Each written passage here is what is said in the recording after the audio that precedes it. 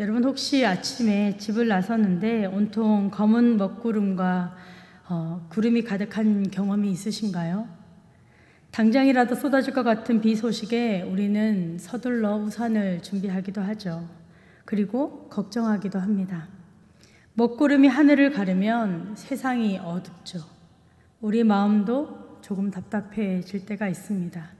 아마도 우리의 인생도 이런 것 같습니다. 갑자기 닥쳐진 건강의 먹구름, 재정의 먹구름, 관계의 먹구름. 우리 삶의 하늘이 그 어두운 먹구름으로 완전히 덮어버릴 때가 있죠. 앞이 보이지 않는 터널 가운데 있는 것 같기도 하고 도무지 찬양이 나오지 않은 그런 메마른 순간을 마주할 때도 있습니다. 그런데 그때 오늘 시편 기자가 이렇게 고백합니다. 시편 147편 1절 말씀 우리 함께 읽어보겠습니다. 할렐루야, 우리 하나님을 찬양하는 일이 선함이요 찬송하는 일이 아름답고 마땅하도다. 우리 주님을 찬양하는 일이 선하고 아름답고 마땅하다라고 시편 기자가 고백합니다. 도대체 어떤 하나님이시길래 우리가 하나님을 찬양하는 것이 마땅할까요?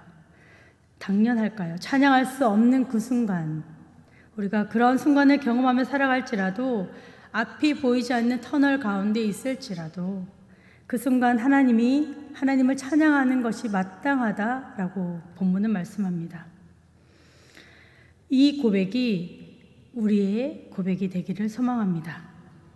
시편 147편은 이방 땅에 포로로 끌려갔던 자들이 돌아와서 성벽 재건 또 성전 재건을 모두 마친 후에 나라가 안정되었습니다. 그리고 그 후에 이 모든 회복이 인간의 노력에 의한 것이 아니라 하나님의 역사하심으로 인한 그런 것으로 자각할 때에 이스라엘의 회복자는 하나님의 능력과 은혜 가운데 있다. 그러니 내 힘, 내 자랑, 내 능력이 아닌 하나님의 능력을 신뢰하는 것, 지금 내게 주어진 현실을 은혜로 고백하는 것. 이스라엘 백성들이 홍해 앞에 멈춰 섰을 때에 그것을 마른 땅과 같이 건너게 하신 분이 하나님이셨고, 광야 그 한 복판에 추위와 더위를 견뎌야 할 그때도 갈 바를 알지 못하고 가야 하는 그 순간에도 그 길 위에서 함께 하셨던 분이 하나님이셨고, 먹을 것이 없을 때에도 하늘에서 만나를 또 메마른 땅에 생수의 은혜를 경험하도록 베푸신 분이 하나님이었습니다. 하나님의 능력, 즉 우리를 사랑하시는 그 사랑으로 우리를 그냥 내버려 두지 않으시고 지키시고 보호하시는 하나님을 고백한다면 우리 삶의 그 어떠한 순간에도 하나님을 찬양하지 않을 이유가 없습니다. 주어지는 삶이 어떠한 어려움이 있는지, 슬픔이 있는지, 아님 어떠한 상황에서도 우리의 어떠한 회복이 내 힘으로가 아닌 하나님의 능력에 있다라고 하는 것을 고백하는 것. 그것이 하나님의 일하심을 고백하는 것입니다. 이스라엘 백성들은 이방 땅에서 나라를 잃고 수많은 핍박과 압제에 시달렸습니다. 몸도 마음도 완전히 찢겨나간 상태였죠. 그래서 3절에 보니까 시인은 주님께 이렇게 이야기합니다. 상심한 자들을 고치시며 그들의 상처를 싸매주시는도다. 여기서 싸매신다는 것은 붕대로 꽁꽁 싸서 온기가 빠져나가지 않게 보호하신다라고 하는 뜻입니다. 그런데 바로 다음 구절인 4절 말씀에 시인은 갑자기 시선을 하늘로 돌려서 이렇게 이야기합니다. 우리 함께 읽겠습니다. 그가 별들의 수요를 세시고 그것들을 다 이름대로 부르시는도다. 온 우주의 수천억 개의 별을 만드시고 그 별들의 이름을 하나하나 다 부르실 만큼 위대한 하나님께서 가장 먼저 하신 일, 바로 상처를 입고 찢기고 헤어진 나의 마음을 싸매고 계신다 말씀합니다. 우주를 움직이시는 그 거대한 손으로 가장 초라해진 가장 아픈 우리의 눈물을 닦아주시고 위로하고 계신다. 강원도 용월에 한번 간 적이 있습니다. 강원도 용월에 가면 별마로 천문대가 있는데요.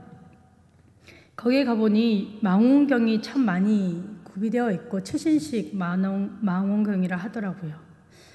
그러면 그곳에서 별을 보면 별을 셀 수 있을까요? 여러분 혹시 별을 세어 보신 적 있으신지요? 별 하나, 별 둘, 별 셋. 그러면 다 셀 수 있을까요?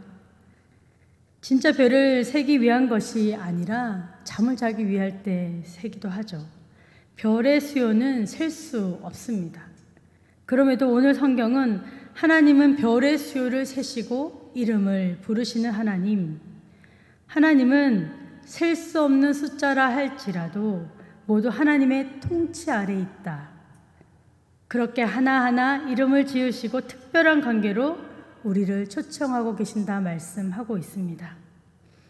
하나님의 친밀하심, 세밀하심, 오늘 우리 삶에도 동일하게 역사하고 계실 줄 믿습니다. 하나님이 나를 알고 내 이름을 부르실 때에 우리는 어떻게 반응하고 있을까요? 찬양사역자 토미 워커라는 분이 있는데요. 그가 필리핀 한 고아원에 방문했을 때에 이 토미 워커에게 달려와 자기 이름을 소개했던 아이가 있습니다. 이 아이의 이름은 제리였습니다. 제 이름은 제리예요. 그 후에 제리는 토미를 만날 때마다 몇 번이고 자기의 이름을 아느냐고 물어봅니다. 그때마다 토미는 그럼 내 이름은 제리잖아 라고 대답해 주었습니다. 토미의 대답을 들은 제리는 매우 기뻐했죠. 고아로 자라난 아이는 자기의 이름을 누군가가 기억해주며 불러주기 바랬던 것이었습니다. 외로운 손을 잡아주며 함께 해줄 사람을 기다렸던 제리. 자신의 이름을 불러주며 기뻐하던 아이의 뒷모습을 보던 토미가 문득 자신의 옛 모습을 떠올려 보았습니다. 아무도 알아주지 않을 때에 힘든 세상에서 자존감 무너지고 기댈 곳 하나 보이지 않을 때에 이름마저 초라해져 눈물을 삼킬 때에 위로해준 하나님의 음성, 내가 너를 잘 알고 있다. 그리고 토미는 제리의 손을 잡아주며 이렇게 이야기했습니다. 나도 내 이름을 잘 알지만 나보다 위대한 분이 제리의 이름을 아셔. 그분은 결코 제리의 이름을 잊지 않으시지. 그분이 바로 하나님 아버지란다. 토미는 그 후에 그 마음을 담아서 노래를 불렀는데요. 우리 이 시간 노래 한번 듣고 가겠습니다.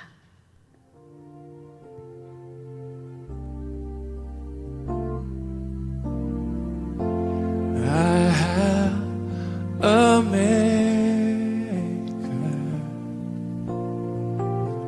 He formed my heart before even time began. My life was in His hand. He knows my name. He knows my every thought. And He sees each tear that falls and hears me when I call. Let's all sing. I have a Father. A Father, He calls me His own.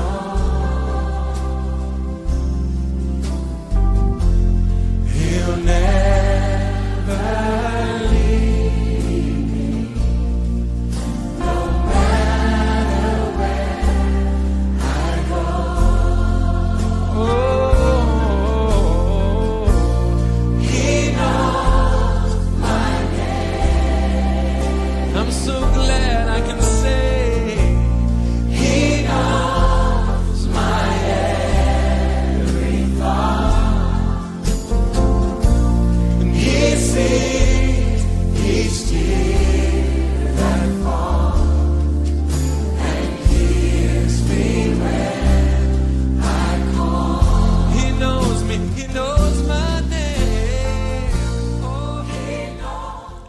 우리가 잘 알고 있는 내 이름 아시죠? 라고 하는 찬양입니다. 나의 이름을 아시는 하나님, 나의 모든 생각을 아시는 하나님, 나의 눈물을 닦아주시는 하나님, 우리가 아빠 아버지라 부를 수 있는 자격을 주시는 하나님이십니다. 하나님의 백성을 향한 하나님의 친밀하심과 세밀한 사랑, 하나님과 나와의 관계를 더욱더 특별하게 하셨죠. 그 사랑이, 그 친밀한 사귐이 나를 향해 있기 때문에 우리는 하나님을 향해 찬양할 이유가 있습니다. 우리 8절 말씀 함께 읽겠습니다. 그가 구름으로 하늘을 덮으시며 땅을 위하여 비를 준비하시며 산에 풀이 자라게 하시며. 아멘. 코로나를 보내면서 많은 힘든 일들을 시절을 보내야 했습니다. 언제쯤이면 끝날까 기다리고 기대했지만 계속해서 점점 악해져 가던 전염병은 오히려 그 앞에 무기력하게 했죠. 많은 사람들은 사랑하는 사람들이 이뤄야 하는 아픔을 겪기도 했었고, 중요한 일을 알 수 없는 일들을 계속해서 언제까지일지 모르는 연기를 해야 했습니다. 거리두기, 또 예배당에 문을 닫을 수밖에 없는 우리는 이상한 일들을 해 보았습니다. 그때 그런 생각을 했습니다. 언제쯤 우리는 이 시기가 끝날까? 구름만 보이던 시절이었죠. 온통 하늘에 구름밖에 보이지 않아서 답답하던 그때에 끊임없이 하나님이 이 구름 언제쯤 걷어가게 하실까 기도했습니다. 외치며 그렇게 우리가 보이던 것은 구름밖에 없더라고요. 근데 그때에 하나님은 구름을 덮으셨던 그 위에 비를 준비하고 계셨습니다. 가란 땅, 메마른 땅, 더 이상 어떠한 열매도 맺지 못하는 그 땅을 향해서 비를 준비하고 계시며, 그 비를 통해서 땅을 적시시고 풀이 자라게 하실 뿐 아니라 모든 것을 채워주십니다. 보잘것없는 하룻밤에 말라버리는 풀들조차도 하나님의 보호하심과 섭리하심의 안에 있음을 우리는 믿습니다. 하나님의 관심 아래 있는 창조물들을 향한 하나님의 계획하심, 구름 덮인 하늘 가운데서도 하나님이 여전히 일하고 계신다는 섭리, 하나님의 주권에 순복하는 삶을 우리가 그 순간에 알게 되지요. 마태복음 6장 10절 말씀 우리 함께 읽겠습니다. 나라가 임하시오며 뜻이 하늘에서 이루어진 것 같이 땅에서도 이루어지이다. 예수님이 가르쳐 주신 주기도문이죠. 하늘에서 이루어진 것 같이 땅에서도 이루어지이다. 그렇기 때문에 우리는 하나님의 뜻이 우리 안에 이루어지도록 기도해야 합니다. 내 목소리만, 내 뜻만 구하는 것이 아닌 하나님의 뜻, 그 섭리 앞에 순복하며 사는 삶을 배워야 합니다. 그때에 알 수 없지만, 구름이 덮여 답답하지만 그때에 부어주시는 하나님의 은혜를 볼 수 있습니다. 오늘의 삶에서 우리가 그런 하나님의 은혜를 경험하며 살아갈 수 있다면 우리가 하나님의 은혜가 얼마나 귀한지를 오늘의 삶에서 더 고백할 수 있을 것 같습니다. 이스라엘 백성들이 계속되는 불순종을 살아갔죠. 그 반복의 끝에 하나님은 이제 더 이상 이들을 용납할 수가 없었습니다. 그리고 구약 성경 마지막 성경인 말라기서 1장 8절에 이렇게 말씀하시죠.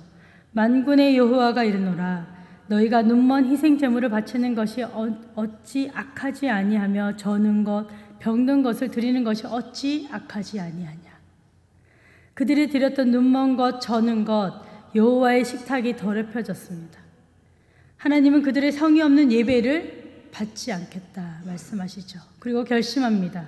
그리고 더 이상 내가 어떤 선지자도 보내지 않겠다. 이제 사랑은 없고 형식만 남아있는 그때에 하나님의 음성은 더 이상 들리지 않는 것 같고 기다림의 끝은 알 수 없는 아픔과 슬픔으로 가득하던 암흑의 시대에 그들은 보내야 했습니다. 그렇게 침묵의 때인 400년의 시간, 더 이상 하나님의 일하심을 경험하지 못하는 것 같습니다. 그 어디에도 하나님의 백성의 아픔, 그것을 하나님이 우리와 함께 공감하지 않는 것 같아 보이죠. 그런데 절망과 슬픔, 아픔, 그 400년의 그 끝에 예수 그리스도를 만났습니다. 유대 땅 작은 베들레헴에서 태어난 아기 예수님 구원자 되셔서 우리와 함께 해 주셨습니다. 그동안 하나님은 그들을 정말 내버려 두셨을까요? 하나님은 그들을 정말 외면하셨을까요? 예레미야가 3장 22절 말씀에 이렇게 되어 있습니다. 여호와의 인자와 긍휼이 무궁하심으로 우리가 진멸되지 아니함이니이다. 하나님의 인자와 자비는 무궁하십니다. 그들을 그렇게 상한 가운데 내버려 두지 않으시고 그들의 상심한 마음을 알고 계셨고, 그리고 신약 세대에 마저 더욱더 빛나게 하시죠. 암흑 시대에 준비하신 하나님은 유대인들에게만 있었던 특별한 언어 히브리어를 당시 통용되던 헬라어로 번역하면서 성경을 읽을 수 있도록 준비하셨죠. 뿐만 아니라 로마의 군인들이 다닐 수 있도록 준비했던 그 시간의 도로 정비 사업은 하나님의 복음이 이방인으로 전해질 수 있도록 준비했던 기간이었습니다. 그렇게 하나님은 일하고 계십니다. 침묵의 때가 하나님의 일하심 그 순간이었던 것이죠. 성도 여러분, 구름을 거치게 해달라고만 기도하는 우리가 아니라 구름 사이 그 너머 우리를 위해 비를 준비하고 계시는 하나님을 찬양하는 우리가 되기를 소망합니다. 그럴 때 우리의 찬양은 11절 말씀 우리 함께 읽겠습니다. 여호와는 자기를 경외하는 자들과 그의 인자하심을 바라는 자들을 기뻐하시는도다. 어떠한 상황에서도 하나님을 경외하는 마음을 잃지 않고 하나님의 인자하심을 함께 신뢰하며 살아가는 삶, 오늘 우리에게 요청하는 삶입니다. 그러한 사람을 하나님이 이렇게 말씀하시지요. 내가 너를 기뻐한다. 바벨론의 포로로 사로잡힌 경험이 있는 이스라엘 백성들에게는 군사적인 능력이나 또 그들에게 가지고 있던 말과 병력들이 매우 중요했을 것입니다. 그런데 그런 능력 의지하지 말고 오직 주님의 구원하심만 소망하고 기대해라 라고 말씀하십니다. 그런데 그게 참 쉬운 일이 아니죠. 그럼에도 불구하고 눈에 보이는 능력, 군사가 아닌 눈에 보이지 아니하는 하나님의 자비하심을 알고 기대하리는 것, 오직 하나님께 소망을 두고 하나님의 자비하심을 기대하고 기다리는 삶 안에 시편 기자는 우리에게 더 큰 은혜를 허락해 주십니다. 시편 146편부터 150편까지를 할렐루야 시편이라고 부릅니다. 찬양받기 합당하신 하나님을 찬양하는 것이죠. 오늘 147편에 앞선 146편에는 개인적으로 내 평생에 하나님을 찬송하라 라고 말씀합니다. 그러나 시편 147편은 회중, 즉 백성들을 향하여 선포하는 넓은 뜻을 포함하고 있습니다. 예루살렘아, 여호와를 찬양하라. 강내교회야, 여호와를 찬양하라. 구역들아, 여호와를 찬양하라. 가정들아, 여호와를 찬양하라. 교회 공동체가 회복을 갈망하며 더욱 주를 찬양하며 나아가는 우리가 되기를 소망합니다. 성도 여러분, 신앙의 진정한 활력은 머리로 하나님을 깨닫고 믿는 것이 아니라 온몸으로 하나님의 역사를 체험할 때에 그때 오죠. 신앙생활은 그래서 하나님을 체험해야 합니다. 시편의 전반부에서는 하나님의 위대하심의 능력이 크다라고 고백하고 있죠. 그 하나님이 별들도 세시고 이름도 세시고 또 불러주셨죠. 창조주 하나님, 통치자로서의 이 모든 것을 주관하시는 하나님, 그 하나님을 인정하는데 그리고 찬양하는데 출발합니다. 이러한 고백은 우리의 생각에서 넘어선 하나님을 고백하는 것입니다. 실존적으로 지금 하나님이 내 삶에 역사하시는구나. 그렇게 고백하는 것. 그럴 때에 지금 내가 조금 어렵고 지금 내가 조금 고난 가운데 있고 지금 내가 조금 힘든 가운데 있을지라도 하나님이 나를 위해 준비하고 계시니 내가 오늘 삶에 하나님을 찬양할 이유가 있다. 하나님을 신뢰할 이유가 있다.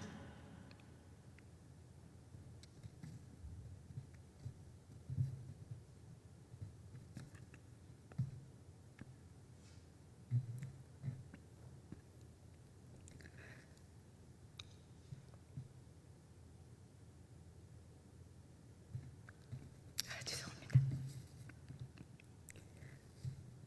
성도 여러분, 일상에서 주님의 임재를 경험하는 신앙의 감수성을 길러가시길 바랍니다.